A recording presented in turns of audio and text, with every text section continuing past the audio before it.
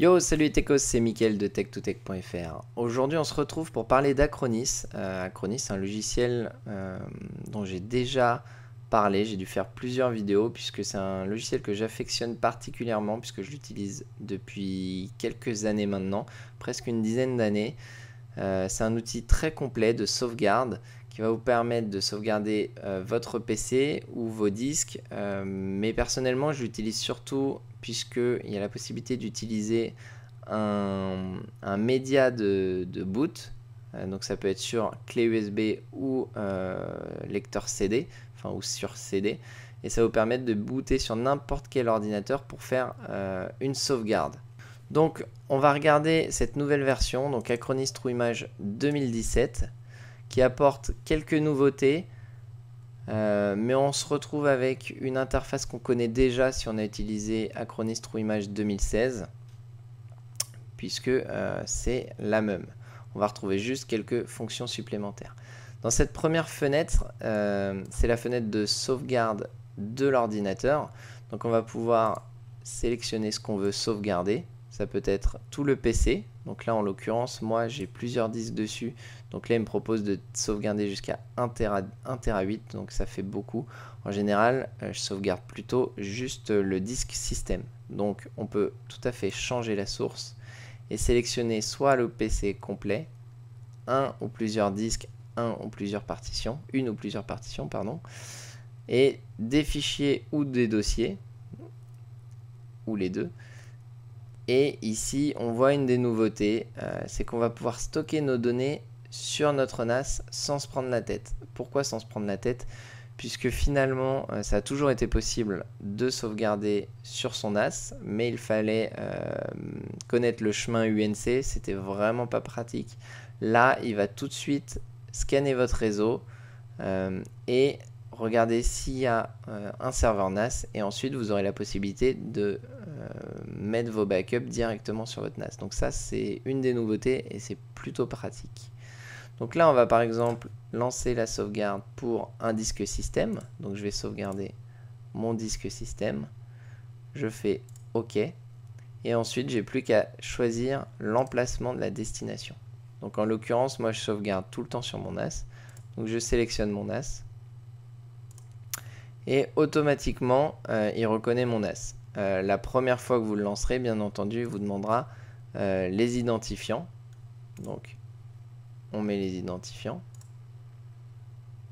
On se connecte.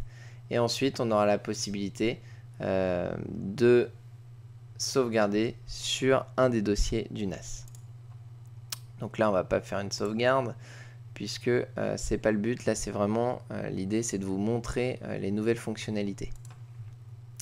Donc on va quitter la sauvegarde.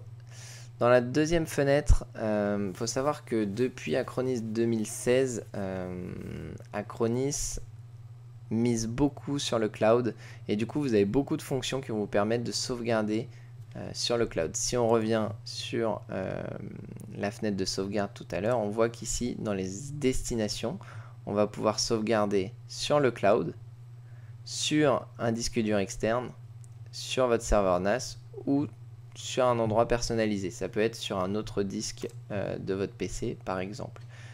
Dans mon cas, j'ai plusieurs disques, donc c'est tout à fait possible de sauvegarder sur un autre disque dur. Il faut savoir que pour tout ce qui est cloud, forcément ça nécessite de payer un abonnement annuel et de sélectionner l'espace que vous voulez sur le cloud. Si on regarde les tarifs, il y a plusieurs types de licences. Donc il y a les licences perpétuelles qui existaient déjà auparavant. La version perpétuelle, c'est la version que vous allez acheter en une fois et qui va durer 1 an, 2 ans, 3 ans jusqu'à que vous renouveliez votre version. Vous resterez par contre sur la version Acronis TrueImage 2017 et vous avez 1 an de support pour cette version. Cependant, vous n'avez rien sur le cloud. Pour avoir quelque chose sur le cloud, il faudra ajouter ici la volumétrie que vous voulez et à ce moment là forcément ça augmente au niveau du tarif. Je ne sais pas à combien ils sont du giga en termes de tarifs, mais ça a l'air pas trop excessif, puisque là on parle d'un tarif sur une année. On va pouvoir avoir également la possibilité d'acheter un abonnement d'1 an ou de 2 ans, sachant qu'en ce moment, l'abonnement d'1 an vous permet d'avoir un stockage gratuit, un stockage dans le cloud de 500 gigaoctets gratuit, donc pendant 1 an. Donc c'est pas négligeable. Après, personnellement, j'évite de mettre mes sauvegardes système dans le cloud, tout simplement parce que j'ai une bande passante qui ne le permet pas. Je vais fermer ça, on va revenir sur l'interface. Donc on a vu qu'ici, donc c'est l'interface pour archiver des fichiers ou dossiers. Qu'est-ce que ça veut dire? Ça veut dire que Acronis va scanner votre ordinateur. Il va regarder tous les fichiers volumineux ou très anciens sur votre PC. Et par rapport à ça, il va vous proposer de les archiver. C'est-à-dire qu'ils ne seront plus sur votre PC, mais sur le cloud, et ça va libérer de l'espace disque sur votre PC. Par contre, vous seront toujours accessibles sur le cloud. Donc ça peut être bien quand on a une bonne bande passante, ce qui n'est pas mon cas. Donc si on fait analyser, ici il va récupérer tous les fichiers qui lui semblent les plus volumineux. En l'occurrence, ce PC, il a été formaté il y a quelques jours, donc forcément il n'y a pas énormément de data, mais ça permet après ensuite, en sélectionnant les données que vous souhaitez, de les archiver directement sur le cloud. Dans la troisième fenêtre, dans la troisième fonction, on va retrouver une fonction qui ressemble beaucoup à Dropbox ou OneDrive ou tout autre équivalent, c'est-à-dire que vous allez pouvoir synchroniser un dossier directement sur le cloud. Donc finalement, c'est là qu'on voit qu'Acronis mise vraiment beaucoup sur le cloud, puisqu'on va retrouver des fonctions comme OneDrive, comme Dropbox, ou bien carrément de l'archivage des images de vos disques. Si on retourne dans la quatrième fenêtre, vous allez pouvoir retrouver les outils, sachant que finalement tous les outils sont ici dans Autres outils. On va retrouver tous les outils. Donc je vais vous les présenter d'ici. On a l'Acronis System Report. C'est un petit utilitaire qui va créer une archive dans lequel vous allez retrouver plein de détails sur la machine sur laquelle vous le lancez. Ce Acronis System Report est disponible sur le CD de boot Acronis. Du coup, vous pouvez le lancer finalement sur n'importe quel PC. Donc j'en ai déjà fait une. Je vais vous montrer un petit peu à quoi ça ressemble. Si on retourne dans le dossier System Report, on va retrouver ici les logs de l'Event Viewer, donc les logs système et applicatifs, mais également des détails sur les disques. Donc c'est assez brut de pomme.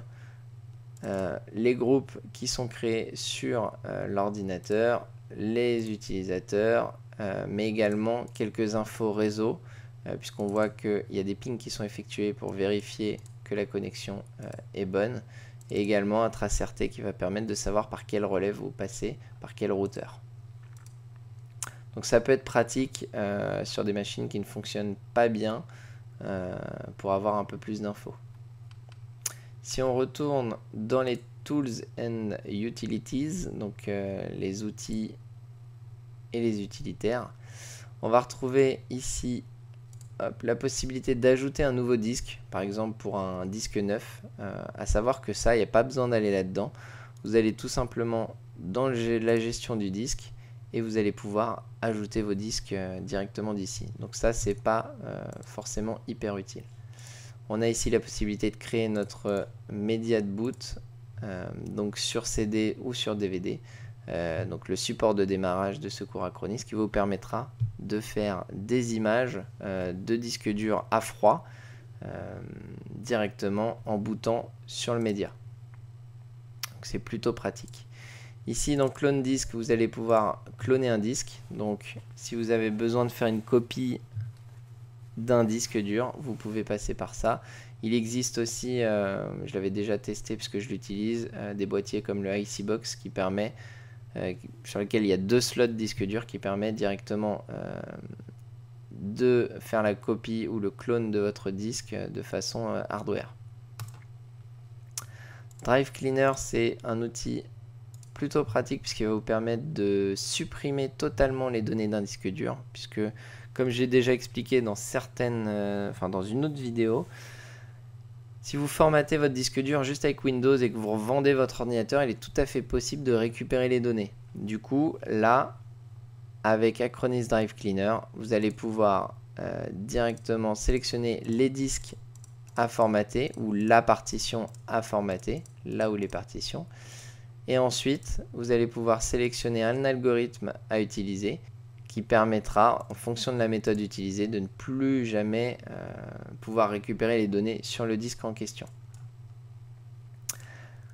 L'Acronis Secure Zone, c'est finalement une partition cachée qui sera créée sur votre ordinateur et qui permettra, en cas de problème, même si vous n'avez pas le CD de boot d'Acronis, vous appuyez sur la touche F11 et vous pourrez booter directement sur Acronis. Le système cleanup, c'est un peu comme la fonction add new disk qu'on a vu tout à l'heure. Je pense pas que ce soit hyper utile puisque si vous allez sur Windows et que vous tapez nettoyage de disque, vous avez, il semblerait, quasiment la même chose. Donc ça permet, c'est un utilitaire qui va permettre de nettoyer un petit peu les fichiers temporaires et de purger l'espace libre. Alors ici, a priori, il parle de nettoyer toute trace d'activité. Donc ça supprime certainement tout ce qui est fichier temporaire, mais également fichier de navigateur. J'imagine, mais a priori, c'est peut-être pas le cas. Donc ça, pour ça, je pense que l'utilitaire de Windows fonctionne plutôt bien aussi. Le Try and Decide, c'est une fonction plutôt pas mal. C'est une sorte de sandbox, c'est-à-dire que vous allez lancer le Try and Decide, vous allez l'activer, et à partir de ce moment-là, tout ce que vous allez faire sur votre ordinateur sera donc effectué, mais si jamais vous voulez revenir en arrière, c'est tout à fait possible en un seul clic. Si vous installez un logiciel, que vous allez sur des sites internet un peu chelous, vous allez ensuite décider d'appliquer ou non les modifications qui ont été effectuées à votre ordinateur.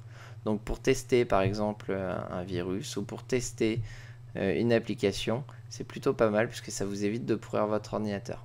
Personnellement, je n'utilise pas cette fonction, je préfère utiliser une machine virtuelle en faisant des snapshots et ça marche tout aussi bien.